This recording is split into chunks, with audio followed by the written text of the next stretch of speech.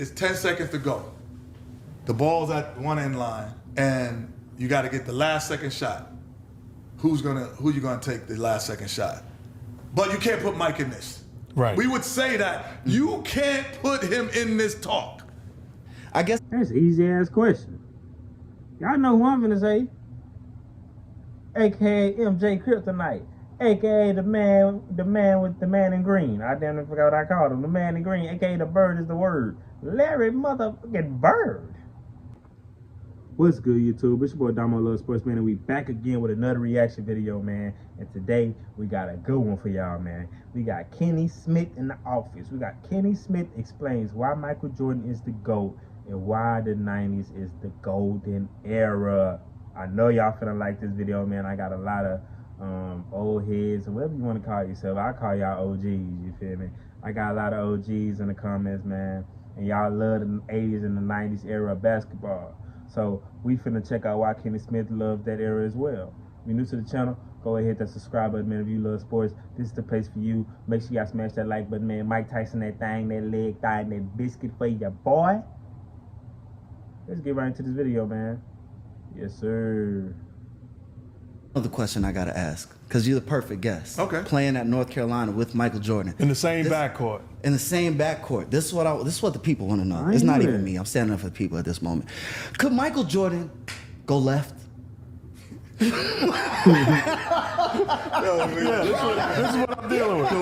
This is the hypocrisy of idiocy that is going on right now. This is what the people want to see, man. Michael Jordan go left. You haven't heard we done with the 90s? No, but listen what I'm saying. Yeah. Help him. I'm messing with you. I'm messing with you. No, you serious. You know what? No, I'm not serious. I'm not serious. You know what that would be like? That's like saying, can Prince play the guitar? That's a Fair great enough. word. Like, yeah, he had people in the band that played it. Yeah. But then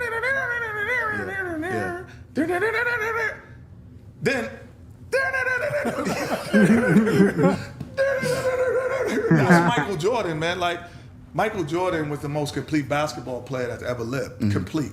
Like, Kareem was just as effective. Certain people could be, LeBron at times could be just as effective. But the most complete basketball player that ever lived is Michael Jordan. Completeness. Preach. So, like, his ability to do every aspect of basketball at the highest level. And I think that came from going to college. Because in college, the best... I'm glad you're talking. I say that when he got to the pros, he had no weaknesses. He had no weaknesses. Because what happens is, what college does, the best coaches are in college basketball. Because there's more. The best ones are there. So they design defenses and offenses that are different from the NBA. So you learn how to play against a zone defense. You learn how to play against a man-to-man, 1-3-1, 2-1-2. You know different defenses. NBA is just strict man-to-man, but your philosophies and thought process is from a totality of all of those defenses. Yeah. So now the game is easier for you, and you're much more easier. What I always say about Michael, what's different between even the great Kobe Bryant and great LeBron James is, he was still the most fundamental basketball player. Like, LeBron's IQ is crazy, but the most fundamental, when you watch LeBron, you don't always say he's most fundamental. Yeah. So, correct hand in the passing lane. But that was Michael. He was the best athlete and the most fundamental because he went to college for 3 years and developed certain things, you know? Yeah. I absolutely 1000% agree with going to college does set you up for a better pathway when you get into the NBA.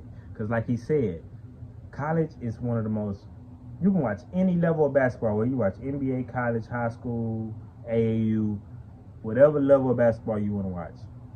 College is the most fundamental, hands down, it's the most fundamental style of play in basketball, period. In college, it's rare as hell you see anybody taking too many dribbles. It's rare as hell for damn near not, every time we come down the court, damn near at least three out of the 5. Most of the time, all 5 people will touch the ball, but guaranteed at least 3 people on that 5-player roster that's on the court at the time is going to touch that ball at all times. It's a lot of backdoor cuts. It's a lot of, like he said, it's multiple defenses you're seeing. All of that goes in the hand. So college is where you really learn, really grasp into the fundamental side of basketball. And what's so good for Michael is that he was so talented to where he can do the absurd things as well as master the fundamentals of the game.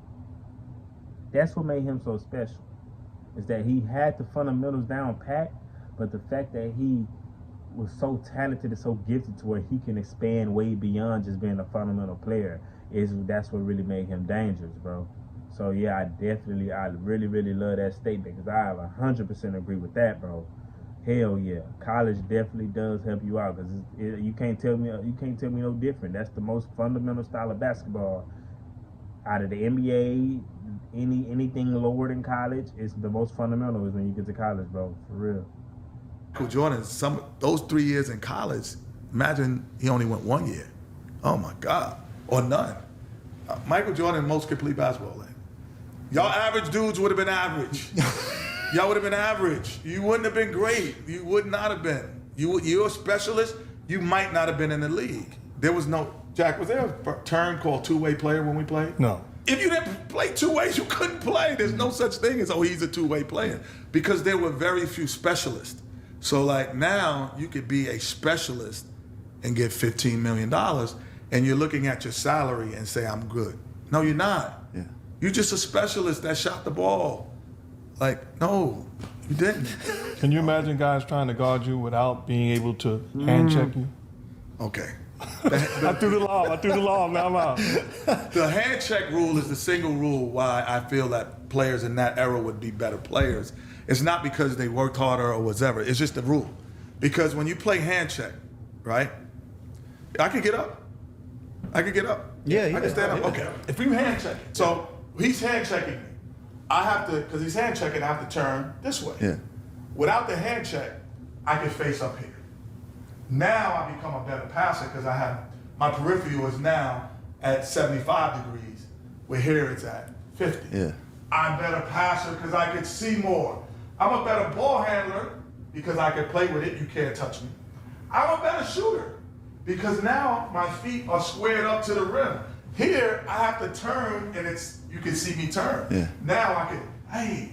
And I can, All right, you still moving. That's what I'm talking about. I see That's you what still I'm talking moving. about. Okay. Yeah. All right, that was nice. There, boy. No, that was nice. Yeah. Yeah. without the hand check, it makes, and when people, and this is no disrespect because these guys are great ball handlers, Steph, Kyrie, and all this great, unbelievable, but it makes them better. James Harden, it makes you a better ball handler because you're playing with the ball and no one's touching you. So now the stuff that you do in the playground that we grew up doing in the playground, that's the stuff you could actually do in a game now. If you went to a playground game and saw Mark Jackson, you saw myself, you saw Kenny Anderson, you saw Shamgar, you saw all these guys from the eras that we come in. Skip, you'd be like, what the heck? Oh my. But when you get in the NBA, you can't face up. Like LeBron James is effective. He can impact the game. You know that, but I just don't think defensively is where, that's the separation to me, is where defensively, we used to run, I don't know if y'all did this, we used to run plays, right? We go, okay, our coach, Rudy T, be writing on the board, he's like, okay, we're gonna run 5. But if Michael's on the right side, we're gonna run it on the left. It's like, all right, say it one time, right? You think it's a joke. So in my mind, I know Michael as Mike, so I'm still listening as he's still my boy, kind of. And he goes, okay, and we're gonna run 21, but if Michael's on the left side, we're gonna run, and he'd go down each play and say where Michael was, and we're gonna run it on a different side. That's the impact defensively had. Did they do that? I don't know. absolutely. That's the part that even when I talk to coaches, they don't say that he has that impact. LeBron has the same effect on the offensive end that Michael has because it's passing, rebounding. But on the defensive end, that's the caveat that separates it. The legacy that y'all leave for Jordan, saying that he was 6-0 in the finals, is true. But y'all discredit the fact that he lost other times other than making it. See, I don't lose. That's a statistical thing that the other people. I told you, we from New York. We look peripheral too. Okay, so then We're saying this: if there's a game and we're playing 3-on-3 in the park, there's a different impact that Michael has. I agree, but I'm with you. It doesn't have anything to do. I'm with you on that. It doesn't have anything to do. Do they do this? Let me say this. We used to do this on the bus. We go, all right, it's 10 seconds to go. The ball's at one end line, and you got to get the last second shot. Who you gonna take the last second shot? But you can't put Mike in this. Right. We would say that you can't put him in this talk. I guess That's an easy ass question. Y'all know who I'm gonna say. AKA MJ Kryptonite. AKA the man with the man in green. I damn near forgot what I called him. The man in green. AKA the bird is the word. Larry motherfucking Bird. What? That's easy. That's easy money. You can't choose Michael. I'm going Larry. I might have went Larry either way. That's the toss up. You can choose either one. That'd be cool. But I'm going Larry. Duh. Come on, man. it comes down to, because I hear what you're saying. I guess it comes down to, if I want one game, give me Michael. But Then if why we is talk- that not your GOAT?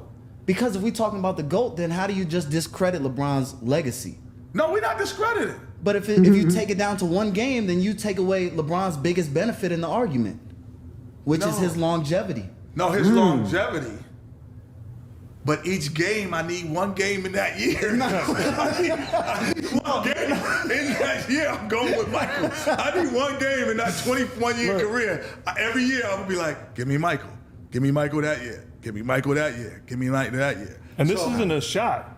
We say this with great respect and admiration for what he's been able to do, but there's only one answer. It's only, it's just LeBron is, I've never seen anybody to play this high level this long. I've never seen that. Yeah. That is the GOAT of longevity. Yeah. Like, because the high level that he's playing at. Yeah, it's just but the unheard best of. basketball player, if you take a 10 years that ever existed. Mike. Kenny definitely has some good points. I feel like the only reason why LeBron has an argument, which he does have an argument, because you have to take into the fact, is that Mike ain't did this, we ain't never seen somebody when he come in the league and played this damn long, he 40, and he's still playing at a super high level, bro. Like that shit is ridiculous. No matter if you think LeBron will go or not, no matter if you don't like LeBron or not, you cannot sit up here and say that you've seen this before, or LeBron is just an average player, bro. Y'all be blowing me with that, bro. Y'all gotta stop that. Cause ain't nobody in the league, even Mike, and I think Mike is the greatest of all time, but Mike ain't even did what he did. Sustain this level of performance, bro. The level of performance that he's playing at throughout his whole damn career. He's 40 years old and he's still playing at a super high level. It is, and the level that he's playing at, that is just absolutely ridiculous. But like I said, I think that's the only reason why LeBron has the argument. That's why he has the argument, and just face it into reality. Like I said, I'm a LeBron fan. You know, he's the GOAT of my era. But now, me doing my research, I do think Michael Jordan is the greatest basketball player of all time. I do agree with Kenny that he's the most complete player. I do. But all I'm saying is we can all agree that MJ is the GOAT, but we can't just try to downplay what LeBron has done. That's all I'm saying. You can't do that, bro. It's not fair. It's not. But yeah, man, that's gonna do it for that video, man. If you made it to the end of the video, go ahead and smash that like button, man. It's free 99. If you made it to the end of the video, that means you obviously enjoyed it. So go ahead and hit that like button for your boy, man. Make sure y'all smash that subscribe button too, man. Y'all been showing major love, man. Shout out to every last one of y'all, bro. Y'all been showing major love to the channel, and I can't appreciate y'all more, man. But it's your boy Damo Little Sports, and I'm out this thing, man. Peace.